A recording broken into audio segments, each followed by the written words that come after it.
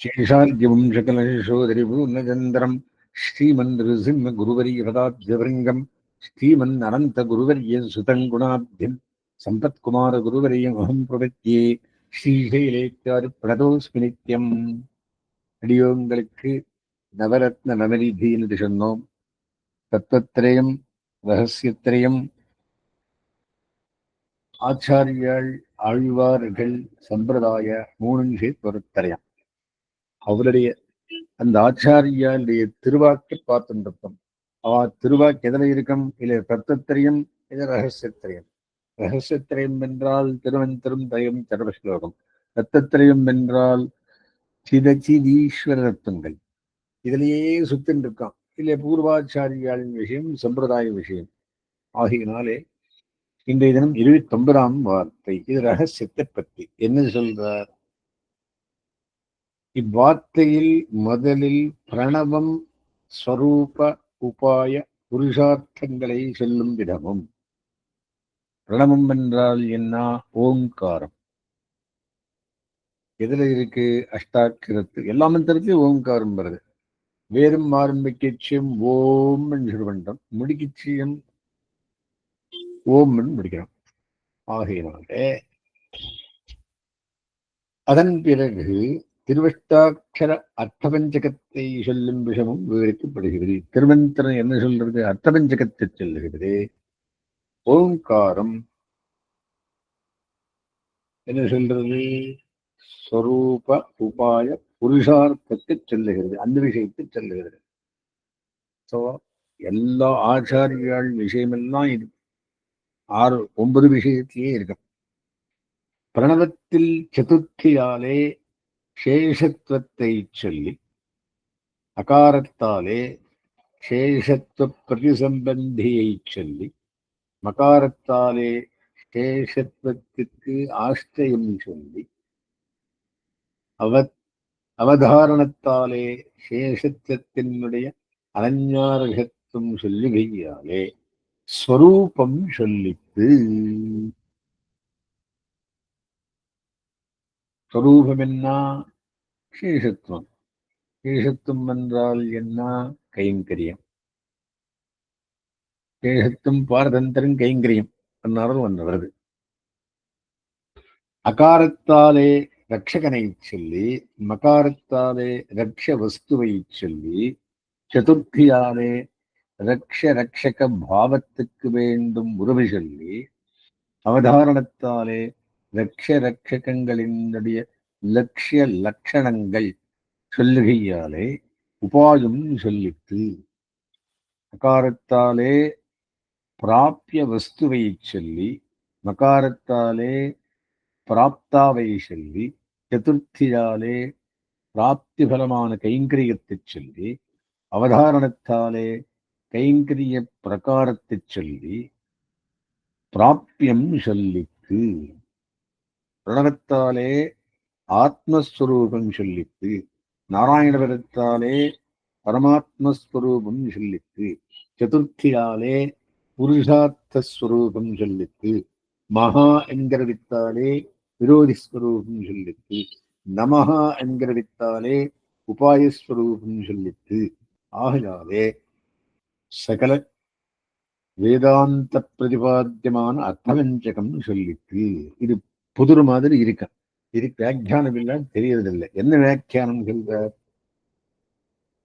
இவ்வார்த்தையில் முதலில் பிரணவம், ஸ்வரூப, உபாய, புருஷார்த்தங்களை சொல்லி, அதன் பிறகு திருவஷ்டாட்சரம் அர்த்தபஞ்சகத்தை சொல்லும் விதமும் விவரிக்கப்படுகிறது.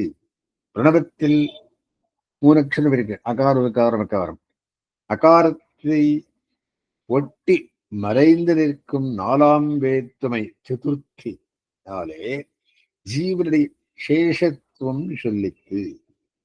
அகாரத்தாலே சேஷத்துவம் எம்பெருமானை குறித்தது என்று சொல்லப்படுகிறது. மகாரத்தாலே சேஷத்துவத்தை உடையவன் ஜீவன் என்று சொல்லப்படுகிறது. ஏகார பொருளை உடைய உகாரத்தாலே இந்த சேஷத்துவம் எம்பெருமானை தவிர வேறொன்றையும் பிரித்ததன்று என்று சொல்லப்படுகிறது. உனக்கே நாம் ஆழி செய்வோம் அவதாரணத்தாலே உகாரார்த்தம். ஆக இப்படி பிரணவத்தாலே ஜீவனுடைய ஸ்வரூபம் சொல்லப்பட்டது.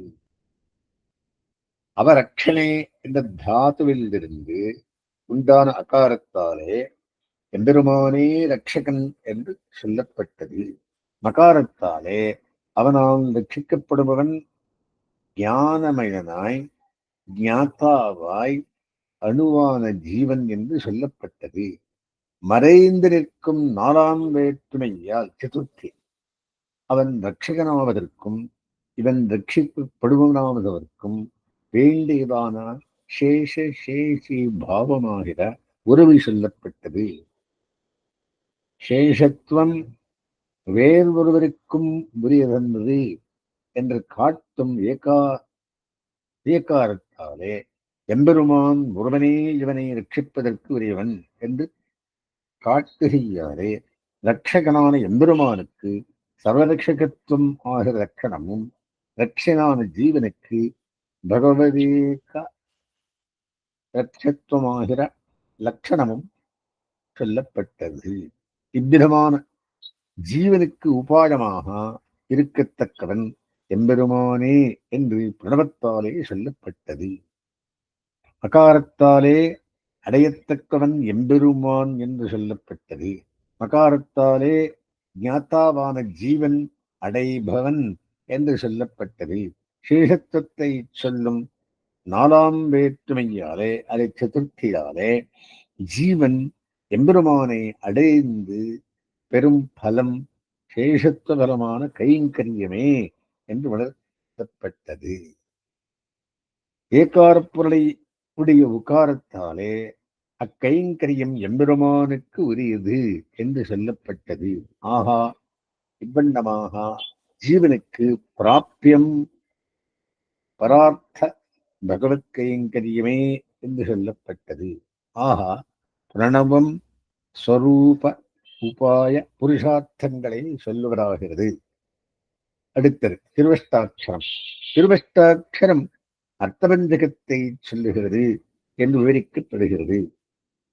முற்கூறியபடி பிரணவத்தாலே அடைபவனான ஜீவனின் ஸ்வரூபம் சொல்லப்பட்டது. நாராயணவரத்தாலே அடையப்படுபவனான பரமாத்மாவின் ஸ்வரூபம் சொல்லப்பட்டது. கடைசியிலுள்ள ஆயா என்னும் நாலாம் வேற்றுமையாலே அடைந்து பெரும் புருஷார்த்தம் சொல்லப்பட்டது. அஷ்டாட்சரத்தின் நடுவிலுள்ள நமஹா என்னும் சப்தத்தால் மகா என்னும் பதம் அகங்காரம் மமக்காரம் முதலான விரோதிகளை குறிக்கையாலே பிராப்தி விரோதி சொல்லப்பட்டது. நமஸ்பரத்தாலே என்னை ரட்சித்துக் கொள்வதற்கு என்னால் ஆகாது எம்பெருமானே ரட்சகன் என்று உணர்த்துகையாலே அடைவதற்கு உபாயம் எம்பெருமானே என்று சொல்லப்பட்டது. ஆகா இவ்வண்ணமாக எல்லா வேதாந்தங்களிலும் சொல்லப்படும் அர்த்த பஞ்சகம் சகல வேதாந்த சாரமான திருவஷ்டாட்சரத்தால் சொல்லப்பட்டதாயிற்று. சர்வம் அஷ்டாட்சராந்தஸ்தம் ரிச்சோ யஜூம்ஷி சாமானி ததைவ அதர்வணானி ச. எல்லாம் அஷ்டாட்சரத்திலே அடங்கி இருக்கிறது அப்படின்னு ஒரு ஸ்லோகம் இருக்கு. அந்த அர்த்தத்தை சொல்ற இது ஒரு வார்த்தை. அர்த்தபஞ்சகத்தையும் பிரணவத்தையும் அஷ்டாட்சரத்தையும் விவரித்து சொல்லுகிறது. அடுத்த 30ஆம் வார்த்தை ஆஸ்திரியான சேஷத்துவத்தை பிரதமத்திலே சொல்லி ஆஸ்திரயமான ஞானானந்த லட்சண வஸ்துவை பின்பு சொல்லுகைக்கு கேத்துவன். முதல் சேஷத்துவத்தை சொல்லி அப்புறம் ஞானானந்தத்தை சொல்லுகிறார். இது காரணம் என்ன என்றில் அகமர்த்தத்துக்கு ஞானானந்தங்கள் இலும் காட்டில் பிரதான நிரூபகம் சேஷத்துவம் என்னுமிடம் தோற்றுகைக்காகவும் தாஸ்ய ரசத்தில் இடியவட்டாத ஆத்மானுபவம் ஆத்திரத்திலே பரிவசிப்பதொரு அந்தராயம் உண்டாகையாலே தற்பரிகாரார்த்தமாகவும் நெருப்பிலே புக்கு சிதர் வேவாரை கண்டால் அவர்களை இன்னார் என்று பாராதே பத்தி எரிகிற நெருப்பை அவிக்கையிலே யத்னம் பண்ணாவோ பாதி அதாஹ்யமான ஆத்மவஸ்துவை அநாதிகாலம் பத்தி தகித்து போருகிற ஸ்வஸ்வாதந்திரியத்தை அகத்துவிக்கையிலே தாற்பயமாகையாலும் புஷ்பத்துக்கு லாக்யத்தை பரிமளத்தாலே ஆகிறவோபாதி ஸ்வரூபத்துக்கு உபாதேயத்துவம் இஸ்வபாவ விசேஷத்தாலே ஆகையாலும் இவ்வோ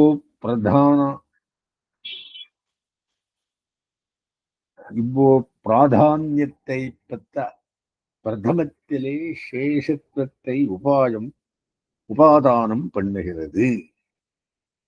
சேஷத்துவத்துக்கும் ஞாத்திருப்பத்துக்கும் என்ன வருது அப்படின்னா, சேஷத்துவம் பிரதானம், ஞாத்திருப்பம் அப்புறம் வருதுன்னு சொல்ற. அதுக்கு வியாக்கியானம் சொல்ற. இவ்வாக்கியத்தில் ஜீவனை பற்றி நிற்கும் சேஷத்துவத்தை மறைந்து நிற்கும் நாலாம் வேற்றுமையாலே முதலில் சொல்லி அந்த சேஷத்துவத்துக்கு இருப்பிடமான ஞானானந்த லட்சணமான ஆத்மாவையும் அகாரத்தாலே பெருகி செல்வதற்கு பின்வரும் காரணங்கள் காட்டப்படுகின்றன. எதுக்காக முதல் சேஷத்துவம் சொல்லி அப்புறம் ஞாத்திருத்தத்தை சொல்றார் அப்படின்னா, அகம் என்னும் பதத்துக்கு பொருளான ஜீவனுக்கு மகாரத்தில் சொல்லப்பட்ட ஞானானந்தங்களை காட்டிலும் மறைந்து நிற்கும் நாலாம் வேற்றுமையாலே சொல்லப்பட்ட சேஷத்துவமே முக்கிய நிரூபகம் என்று உணர்த்த வேண்டியது முதல் காரணம்.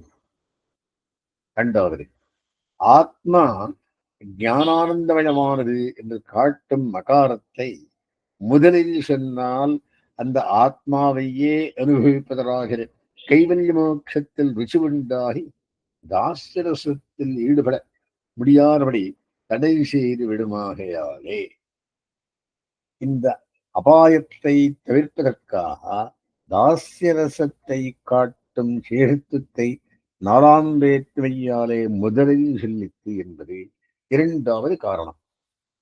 மூன்றாவது, நெருப்பிலே அகப்பட்டு சிலர் வெந்து கொண்டிருப்பதை கண்டால் அவர்களை இன்னார் என்று ஆராயாமல் பத்தி எறிகிற நெருப்பை அணைப்பது நல்லோர்களின் இயல்பு சுபாவம். அதுபோல எரிக்க வெண்ணாத ஆத்மவஸ்துவையும் அநாத காலமாக பத்தி எரித்துக் கொண்டிருக்கும் ஸ்வஸ்வாதந்திரியத்தை அகற்ற வேண்டியதே முதலில் செய்ய வேண்டியது என்னும் கருத்தாலே சேஷத்துவத்தை முதலில் சொல்லித்து என்பது மூன்றாவது காரணம். நான்காவது, மனமானது மலரை பற்றி நிற்கும் தர்மமாகியாலே ஆகவே இருந்தாலும் மனத்தை கொண்டே பதற்கு பெருமை உண்டாவது போலே சேஷத்துவத்தை கொண்டே ஜீவஸ்வரூபத்துக்கு சிறப்புண்டாகிறது. ஆகையாலே அதை முதலில் சொல்லித்து என்பது நாலாம் காரணம். இப்படி 4 காரணங்களாலே சேஷத்துவத்துக்கு இருப்பிடமான ஜீவனை மகாரத்தாலே சொல்லுவதற்கு முன்பே அவனிடம் இருக்கும் சேஷத்துவ தர்மத்தை முதலில் சொல்லித்து பஸ்மந்தரமாரப்பாம் எதிரேகரமசியமாம் லக்ஷ்மி வல்லப பரியந்தாம் வந்தே குருபரம்பராம்.